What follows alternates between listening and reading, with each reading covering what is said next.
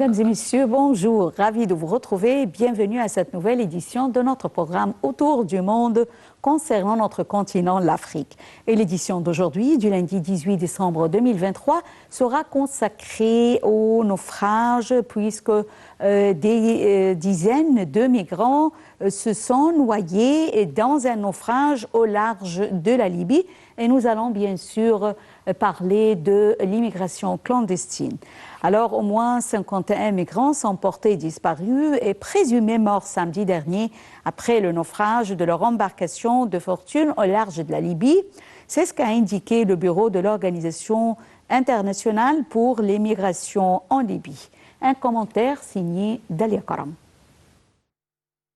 Un grand nombre de migrants, environ 61, sont présumés avoir péri à cause de fortes vagues ayant submergé leur embarcation partie de Zouara, dans le nord-ouest de la Libye, avec 86 migrants à son bord, a rapporté le bureau de l'Organisation internationale pour les migrations en Libye.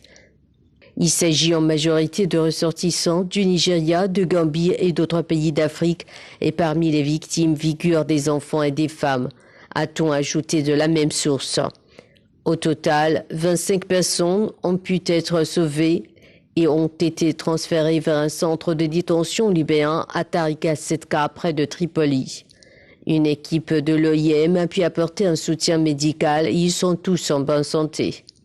Selon la même source, plus de 2250 personnes ont perdu la vie en Méditerranée centrale cette année, a déploré le porte-parole de l'OIM pour la Méditerranée en faisant état du lourd bilan de cet énième naufrage. Ce chiffre dramatique démontre selon lui que malheureusement on ne fait pas suffisamment pour sauver les vies en mer. La Libye et la Tunisie sont les deux principaux points de départ en Méditerranée centrale pour les migrants qui tentent de gagner l'Europe en débarquant clandestinement sur les côtes italiennes. Selon les derniers chiffres du Haut Commissariat aux réfugiés de l'ONU, au 10 décembre, plus de 153 000 migrants sont arrivés en Italie cette année en provenance de Tunisie et de Libye.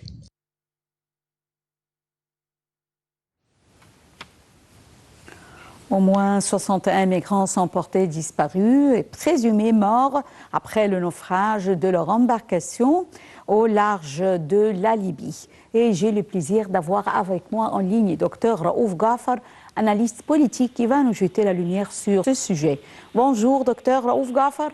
Bonjour. Bonjour. Alors, on peut dire que la Libye et la Tunisie sont les principaux points de départ pour les migrants qui risquent de perdre leur vie dans l'espoir d'arriver en Europe. Alors, arriver en Europe, notamment à travers l'Italie. Comment voyez-vous ce problème? C'est un problème qui a commencé depuis quelques années. Maintenant, la Libye, comme vous l'avez dit, et la Tunisie sont les endroits idéaux pour s'embarquer avec cette immigration clandestine, parce qu'il n'y a pas de gouvernement, il n'y a pas de sécurité, etc. Donc ils peuvent justement s'échapper, disons.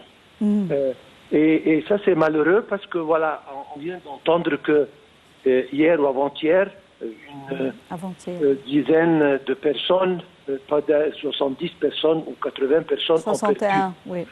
Voilà, leur vie. Et ça continue. Il y a plus de 2000 personnes qui ont perdu leur vie dans les dernières années et ça n'arrive pas à arrêter. L'Égypte a pris des pas très fermes dans cette direction. Il n'y a plus maintenant des émigrés à partir de l'Égypte, mais malheureusement, les deux autres pays, il n'y a pas cette attitude, donc ils peuvent facilement aller de l'autre côté. Donc, encore une fois, c'est un problème qui persiste depuis quelques années. La plupart des immigrants sont des Africains qui n'ont pas le moyen de vivre dans leur pays, pas d'emploi, etc.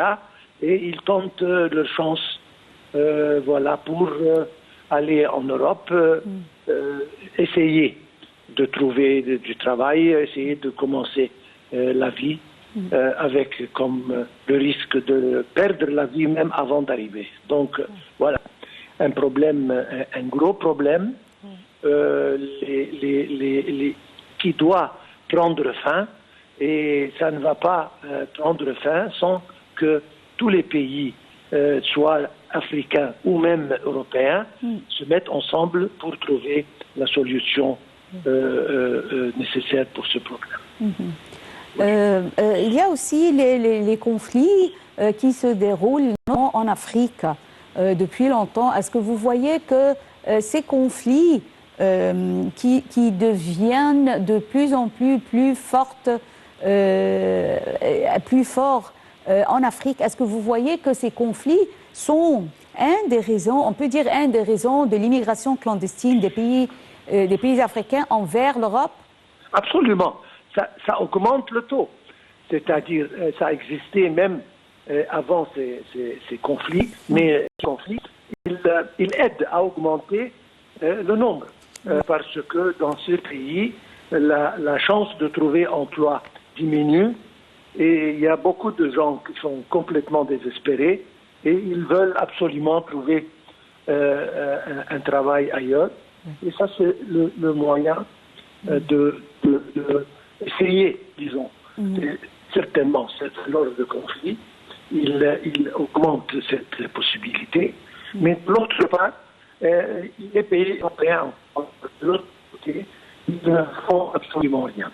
Ils doivent participer, ils doivent aider à trouver des emplois chez eux, pas chez eux, mais dans les pays des émigrés, en créant des industries, des investissements, en essayant d'aider pour établir des projets durables qui peuvent offrir une meilleure vie et empêcher un peu ces émigrés de laisser leur pays et aller tenter leur chance dans des autres. Vous avez dit au début de cette édition que l'Égypte a réussi à surpasser cette crise et à réduire le nombre des personnes qui se dirigent vers l'immigration clandestine. Selon vous, que doit faire l'Afrique et les pays africains ensemble avec l'Égypte pour essayer de déployer plus d'efforts pour en finir avec ce problème? Bon, l'Égypte elle a pris la bonne voie pour résoudre ce problème. Premièrement, il y a un développement qui arrive en Égypte, donc il y a des chances d'emploi qui augmentent en Égypte, ça diminue le nombre. D'autre part, les ports sont sécurisés d'une manière à empêcher ce genre d'immigration. Et encore une fois, l'Égypte d'offrir les aides aux pays africains, encore une fois, pour établir des projets, des investissements, etc., pour essayer d'encourager les jeunes gens africains à rester dans leur pays et à commencer leur vie en formant des petites entreprises, des petites compagnies, des petits projets, disons. Ouais. Donc l'Égypte n'a pas cessé de faire ça. Malheureusement, ce n'est pas suffisant. Il doit y avoir encore plus de participation pays africains comme l'Égypte, mais de la part de l'Europe, c'est important et c'est une responsabilité qu'ils doivent faire. Oui. Je tiens à vous remercier infiniment, Dr Raouf Ghafar, analyste politique. Et également, je voudrais mentionner quelque chose qu'il y a un an à peu près, une conférence s'est tenue sous la présidence de l'Égypte pour régler cette crise de l'immigration clandestine. Alors, le président malgache Andry Rajoelina, âgé de 49 ans, a été investi samedi pour un second mandat après sa réélection au premier tour du scrutin, boycotté par l'opposition, déclarant ne pas reconnaître les résultats. Plus de détails dans ce commentaire signé Dalia Karam. La cérémonie d'investiture du président malgache Andry Rajoelina dans la capitale Antananarivo a réuni quelques 50 000 personnes dans le plus grand stade de l'île de l'océan Indien. En moins de 2 heures, le président a prêté serment devant Dieu, le pays et le peuple malgache. Il s'est engagé à construire une nation plus forte et plus prospère et à se tenir toujours au chevet des plus démunis. Parmi plusieurs chefs d'État de la région, Azali Assoumani, président des Comores à la tête tournante de l'Union africaine, était présent, ainsi que João Lourenço, chef d'État angolais et président en exercice de la Communauté de développement d'Afrique australe. 11 millions d'électeurs malgaches étaient appelés aux urnes le 16 novembre. Lors des semaines précédant le scrutin, des manifestations ont eu lieu à Tana, la capitale, à l'appel d'une dizaine d'opposants candidats, dont 2 anciens présidents réunis dans un collectif. Réclamant l'annulation de la présidentielle, ils dénonçaient un coup d'État institutionnel visant à favoriser la réélection de Rajoelina et un scrutin joué d'avance. Ils avaient appelé les Malgaches à ne pas se rendre aux urnes. 46% des électeurs ont participé au scrutin. Élu une première fois en 2018, Andry Rajoelina avait déjà été au pouvoir entre 2009 et 2013, à la suite d'une mutinerie qui avait chassé l'ex-président Marc Ravalomanana. Plusieurs hommes sont poursuivis par la justice pour avoir participé aux manifestations précédant le scrutin. Les rassemblements, dont certains avaient été interdits par les autorités, ont régulièrement été dispersés par de gaz lacrymogènes. Aucune protestation n'a été organisée depuis le scrutin. En vue de l'investiture, les manifestations avaient été interdites depuis mardi. Mesdames et messieurs, c'est la fin de cette édition de notre programme Autour du monde concernant l'Afrique. Et aujourd'hui, nous avons parlé de l'immigration clandestine. Mais avant de vous quitter, je vous propose ce commentaire concernant le plus grand festival de théâtre d'Afrique du Nord, les Journées théâtrales de Carthage, qui y ont célébré leur 40e anniversaire. Plus de détails dans ce compte-rendu. Shems Nemi, merci pour votre fidélité à NLTV International et au revoir. Le plus grand festival de théâtre d'Afrique du Nord, les Journées théâtrales de Carthage, ont célébré leur 40e anniversaire. Pour cette occasion, les organisateurs ont préparé une programmation riche de 64 spectacles venus de 28 pays d'Afrique et du Moyen-Orient au cours des 10 jours de festivités, enchantant les amateurs de théâtre de la capitale tunisienne. Parmi les 10 spectacles en compétition, 220 logements, une comédie musicale qui, avec charme et humour à la sauce ivoirienne, retrace les années troubles de la Côte d'Ivoire des années 90 à 2010. On a eu un peu peur de notre débit parce que nous, les Ivoiriens, on a un débit un peu rapide. Et puis, on s'est dit, est-ce qu'ils vont comprendre? Parce qu'on a des petits moments où on parle le nouchi, qui est une identité culturelle ivoirienne. Mais malgré cela, on a vu que le public tunisien comprenait exactement. Ils ont réagi là où il fallait réagir et ils se sont tus là où il fallait se taire. C'est ce qu'a expliqué une comédienne.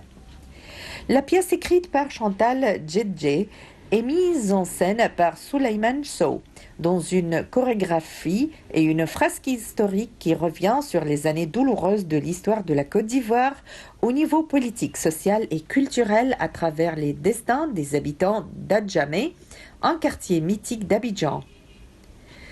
Ces années ont été marquées par la mort du premier président Félix Houphouët-Boigny, la naissance du concept d'ivoirité, le premier coup d'État, les premières manifestations étudiantes et la naissance du Zouglou, une danse née dans le campus.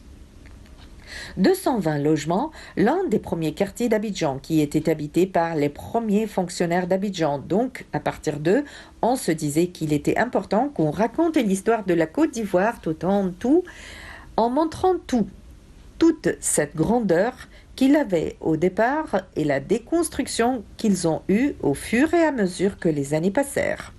Avec toutes les crises qu'on a eues en Côte d'Ivoire, avec la dévaluation, avec la révolte du multipartisme et avec le pouvoir de la rue et des jeunes. Tout ce bouillonnement social est accompagné par la musique, le troisième volet de la trilogie de 120 logements, marquant la période 2011-2020, et en phase de préparation à la fabrication culturelle d'Abidjan.